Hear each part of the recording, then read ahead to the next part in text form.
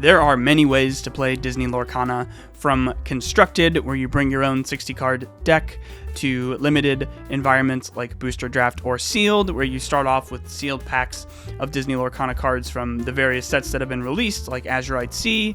But my favorite way to play this exciting game is Cube. And that's what we're going to talk about here today on Ink Play Quest, how to build and play your own Disney Lorcana Cube. So those of you who are coming to Lorcana from a previous trading card game may be familiar with the term cube as it relates to trading card games, but for those of you who don't know, basically a cube is just a curated collection of cards that you can draft, build decks from, and play. And this is nice because at its core, Cube is an environment that you design and can kind of be whatever you want it to be.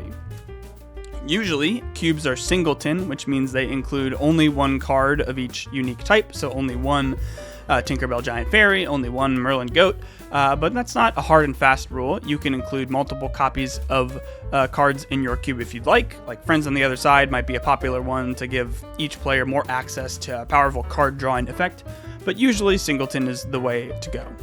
And at its essence, a cube is sort of like designing your very own Disney Lorcana set. So we have, Azurite Sea coming out very soon, which has its own quirks, its own balance of cards throughout the 6 ink colors. But your cube can be whatever you want it to be, which I think is a cool way to experience this game.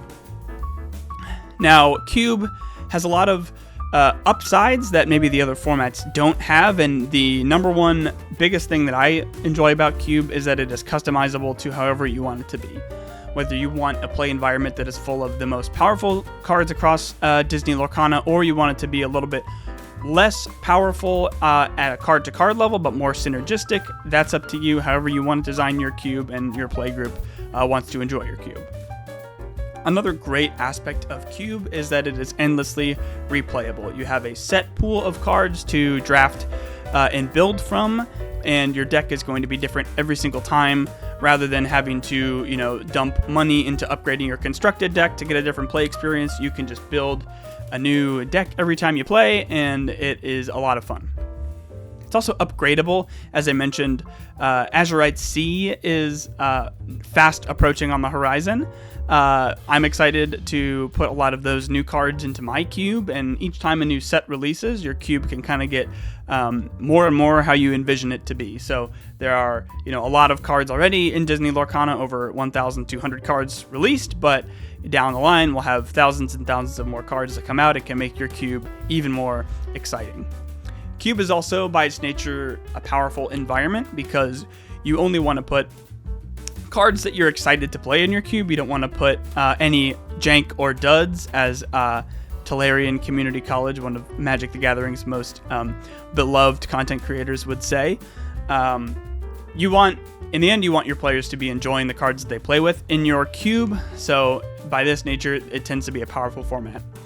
It's also an affordable format, or on the other side, a very blingable and fun to upgrade format. So once you've invested in your initial cube, you don't necessarily have to spend any more money. You have your set of a few hundred cards and you can play endlessly from that. Or on the other side, if you want an all enchanted, all rares, all alternate arts cube, you can do that too, which I think is pretty cool.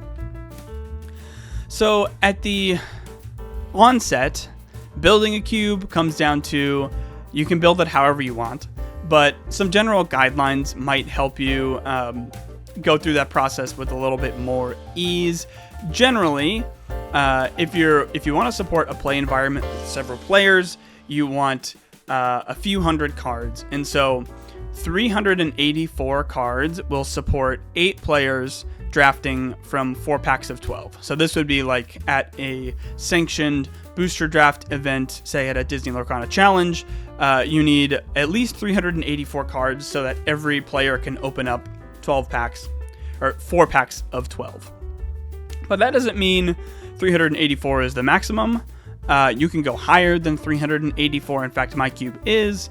And as we'll see, there's sort of there's a trade-off where the more cards you include you have more variety to draft and build from. However, if you have 1,000 cards, the cards like 900 through 1,000 are going to be a lot lower power level than the top 100 cards. So more cards means more variety, but a lower average power level. And so as you can see here, like if you're drafting a cube that is larger than 384 cards, each player will see fewer, a smaller percentage of all of the cards in the cube, which has its upsides and its downsides. You will maybe have a little less prediction as to what your deck is going to look like, but you'll have a greater variety of the cards that you play with. Also, think about whether you want to balance the amount of cards in each ink color or not. My cube personally is completely color balanced. That's not hard and fast rule. Disney Lorcana limited rules do not require you to build decks of only 2 ink colors like it would in Constructed. The reason that I balance my cube to the same number of cards in each ink is because each ink color kind of has its own identity, and that way players are more likely than not to see about the same number of cards in each ink color, so the decks tend to be a little bit more streamlined. Also, I see it as kind of a fun cube building challenge. Also, think about your ink curve. This means how many cards you have at each ink cost. So when you build a deck in Disney Lorcana, you want to have most of your cards are going to be not too many ink to play. So with it usually peaking around cards of 2 ink and 3 ink cost, whereas you go up the ink curve, cards with that cost 6 or more ink, you have a lot fewer of those than you would of cards that cost 3 ink. And you want that to be sort of mimicked in your cube design. If your cube has 100 cards that are 6 ink or more and only like 30 cards of 2 ink or more, your players are going to have a lot of huge boom booms, but not a lot of smaller characters and items that fill in the turns before you get to 6 or more ink. Also think about card flexibility versus card synergy. So if you think about a card like Merlin Rabbit, any deck wants a Merlin Rabbit in their deck. First of all, I think it's like the most powerful card in Disney Lorcana Cube, but also you don't need any other cards to make Merlin Rabbit good. It's good on its own. Other cards may enhance it, but you don't need a second card to really make Merlin Rabbit pop off. Now think about that contrasted with some of the pirate synergies in the upcoming Azurite Sea set. They are not very powerful on their own, but require a lot of other pirates in your deck. And so if you're going to put those kinds of cards in your cube, you'll need to include a lot of other pirate cards. So it's up to you how you want to design your cube. You may want a very synergistic cube that requires a lot of thought when drafting to take a lot of the pirate cards or the Seven Dwarfs cards or the Ursula's Eels cards. But just keep in mind that if you have not a critical mass of those types of synergies, your players may be disappointed when they take one eel and don't get any other eels. Also remember that characters are the bread and butter of Disney Lorcana, especially in Limited. You're going to want a critical mass of characters, and I mean 75 to 90% of your cube should be characters. Maybe 90 is a little too high, but you want enough characters that each player has plenty to play at every ink cost across the board, and you don't want too many narrow items or locations or actions so that you're not actually having board presence in each player's deck. So here is just a snapshot of what my cube looks like by the numbers. This is just a screenshot of my Dreamborn page for my cube. And as you can see, I do have color balance. So I have a 480 card cube and I have 80 of each color. And my ink curve peaks at the 3 cost spot. I have around 25 to 30% of my cube is uninkable, and the rest being inkable. You also don't want too many uninkable cards in your cube that your players are sort of really forced to be cutting their favorite cards because of ink concerns. The more uninkable cards you have in your cube, the more conscious you have to be during draft, which is a fine consideration, but I keep it around 25 to 30%.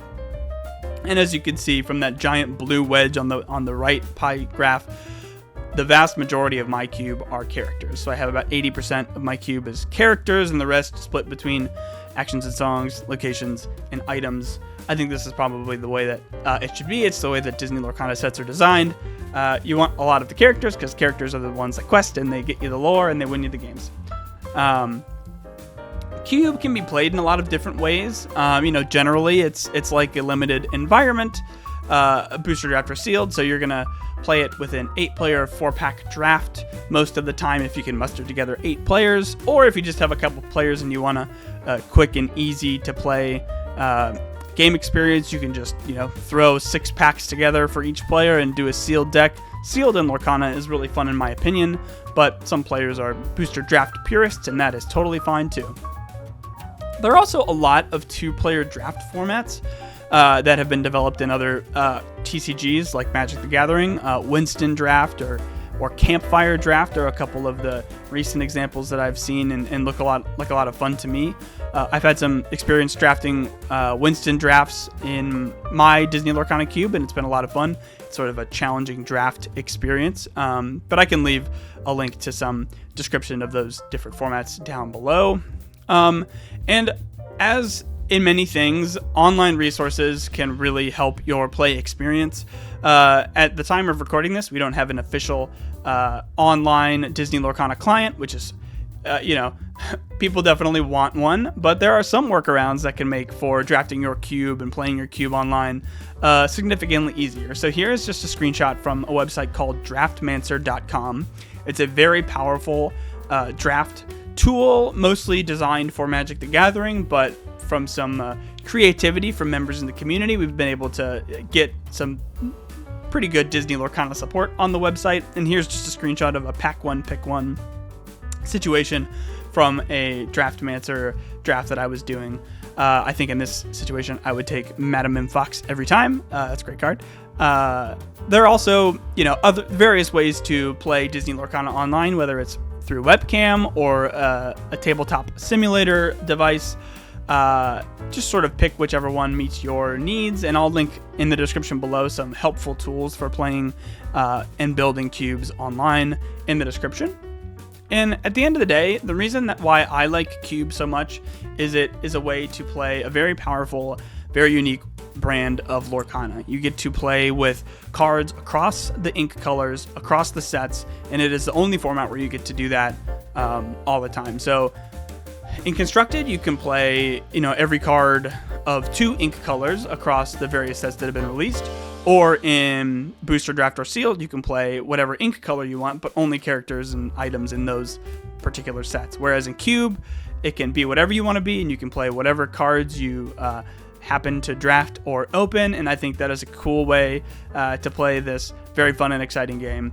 And I hope that this video helps you design and play your own cube, because I think it is a great way to experience Lorcana in a new and exciting way, especially as we're sort of waiting for this next season of competitive Lorcana to start after the Continental Championships and culminating in the World Championship. Get some games of Cube in while you wait, and I think you'll really like it. Thank you very much for listening. I hope you enjoyed. I hope this helped you build your very own cube and play with your friends. Give it a try. I think you'll enjoy.